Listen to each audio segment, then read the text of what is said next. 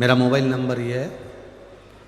मैं भोले बाबा का क्या गुणगान करूं गुरुदेव। मेरी 6 साल की लड़की है जिसके शरीर में माताजी निकली, चेचक निकला।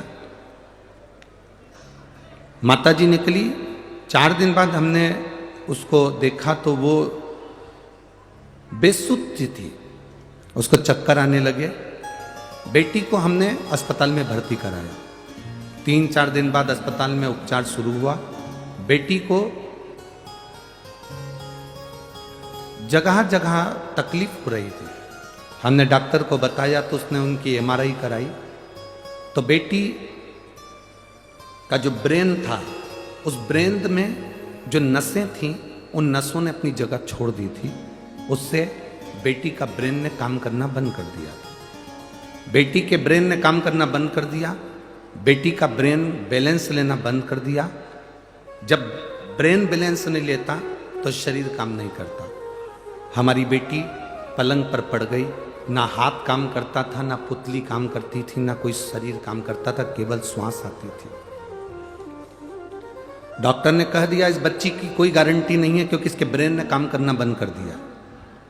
ये बच्ची 6 महीने में भी ठीक हो जाए, 6 साल में भी ठीक हो जाए और जिंदगी भर ठीक भी ना हो, इसका कोई गारंटी नहीं। अब ये बेटी पलंग पर ही रहेगी और उठ नहीं सकती, इसका शरीर काम नहीं करेगा। चाहे तो आप हॉस्पिटल में रखें, चाहे तो अपने घर पर रखें।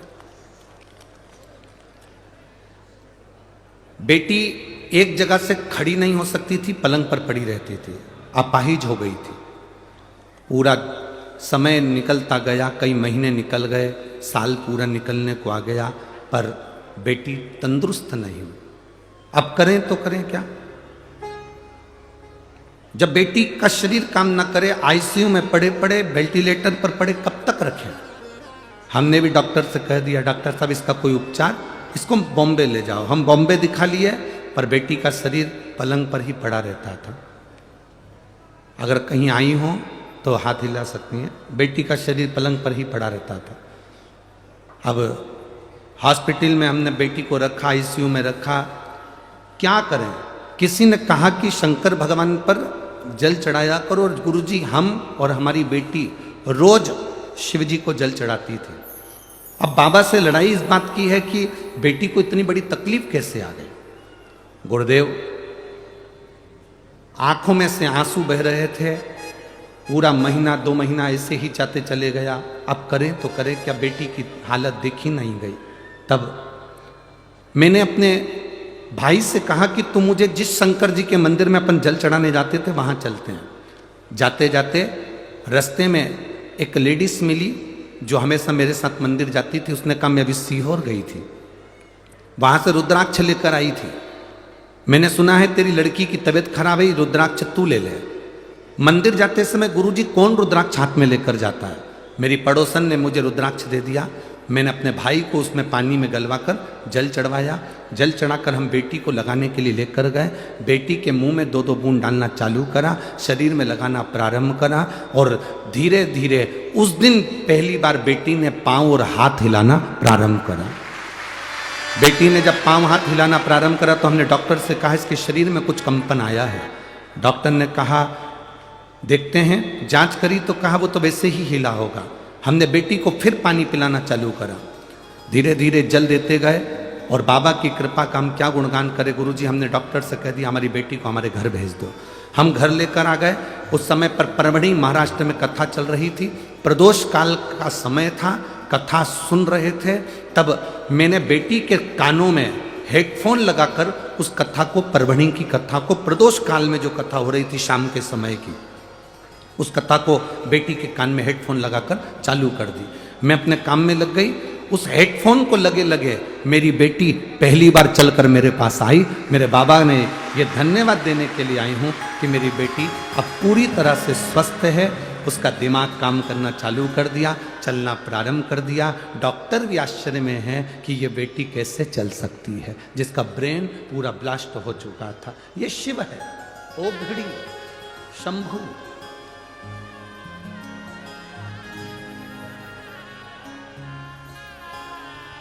आप जो भजन करते हैं, आप जो स्मरण करते हैं,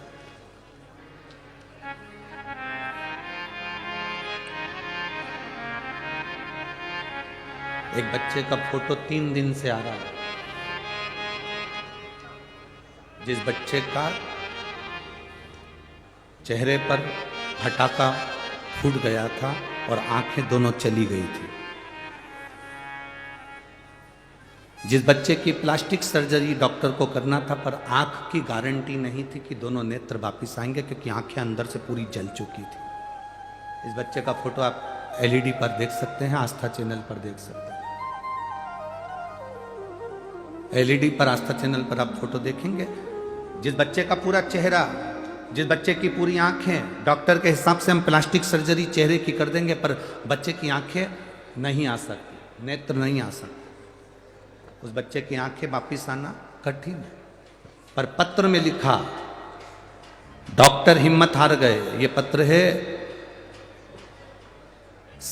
समाधान अधिकार माली, शिरपुर धुलिया का। कहीं बैठे हो तो हाथ हिला सकते हैं। समाधान अधिकार माली, शिरपुर धुलिया, मेरा मोबाइल नंबर ये है। 18 मार्च को अपने परिवार के साथ बड़ी दीदी के घर में हमारा बच्चा गया हुआ था। वहीं पर पटाखा चलाया तो उसका पूरा चेहरा जल गया। 8 वर्ष का मेरा बेटा है, जिसको हिलेश माली कहते हैं। पूरा चेहरा जल गया। हम डॉक्टर के पास लेकर गए। डॉक्टर ने मना कर दिया कि बच्चे का तो पूरा चेहरा जल चुका है, बच्चे के चेहरे के पूरे फोपड़े निकल चुके हैं, आंखें पूरी अंदर जा चुकी है, बचना मुश्किल है। फिर भी हमने डॉक्टर से कहा थोड़ी बहुत तो आप ध्यान दो। डॉक्टर ने ध्यान दिया, हमें दूसरे हॉस्पिटल भेज दिया। हमने वहाँ पर गए तो वहाँ पर प्लास्टिक सर्जरी के लिए डॉक्टर ने बोला, पर आंखें ठीक होगी ये नहीं बोला। इसकी कोई गारंटी नहीं है, ये कब तक ठीक होगा, आंखें कब तक आएगी, कुछ नहीं कर सकते। तभी जिस ऑटो में हम बच्चे को लेकर गए थे, वो ऑटो वाले ने ही कह दिया, सियोर वाले महाराज की कथा सुनते हो, जल चढ़ाओ। हमने शिव जी को जल चढ़ाया, डॉक्टर अपना काम करता रहा। हमने डॉक्टर से कहा इसकी प्लास्टिक सर्जरी अगर करोगे तो शरीर बेकार हो जाएगा और आंखें तो पूरी जा रही है। डॉक्टर ने कहा इसके सिवाय कोई तोड़ नहीं है। हमने प्लास्टिक सर्जरी को रोका। शिव जी पे चढ़ा हुआ जल लाकर बेटे के चेहरे पर छींटना प्रारंभ करा। हाथ लगा नहीं सकते थे। बेटे के मुख में जल देना प्रारंभ करा। और बाबा का मैं क्या गुणगान करूं गुरुदेव, बाबा बाबा है। ना प्लास्टिक सर्जरी की जरूरत पड़ी, आंख भी पूरी की पूरी वापिस आ गई और प्लास्टिक सर्जरी की भी जरूरत नहीं पड़ी। ये शिव है, ओघड़ी, शंभू। कहीं बैठा हो बच्चा तो व्यासपीठ पर आ सकता। शिव तत्व इसी को कहते, ओघड़ी इसी को कहते।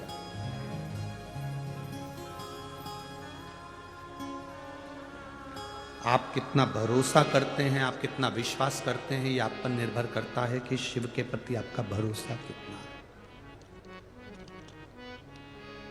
शिव के प्रति आपका विश्वास कितना।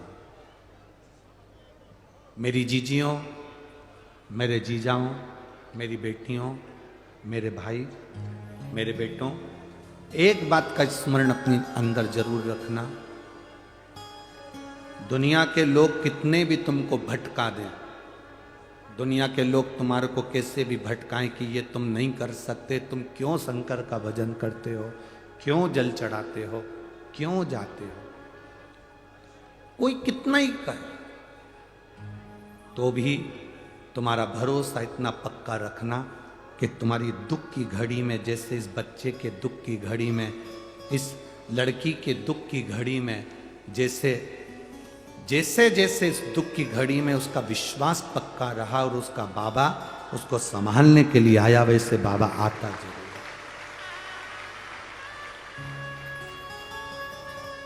तेरी कृपा बिना न हिले एक भी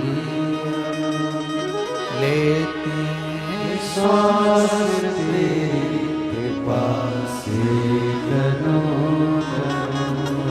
बखान क्या करूं मैं राखो के ढेर का, चपटी भभूत में है खजाना कुबेर का।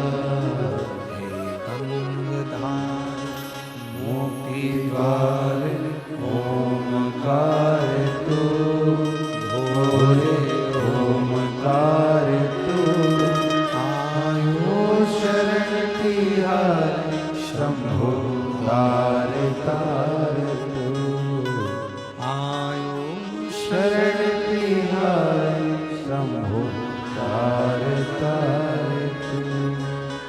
कृपा करता जरूर। और धूलिया वाली जीजियों,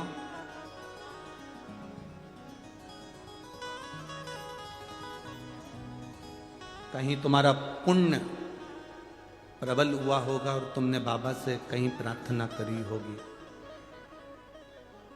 तब आविष्कार भू से इस कथा को सीहोर से लेकर धूलिया तक आया।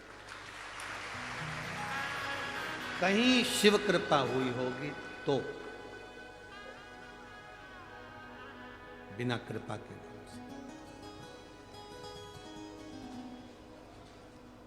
तुम्हारे भाग्य की प्रबलता है, तुम्हारे भाग्य की प्रखरता है।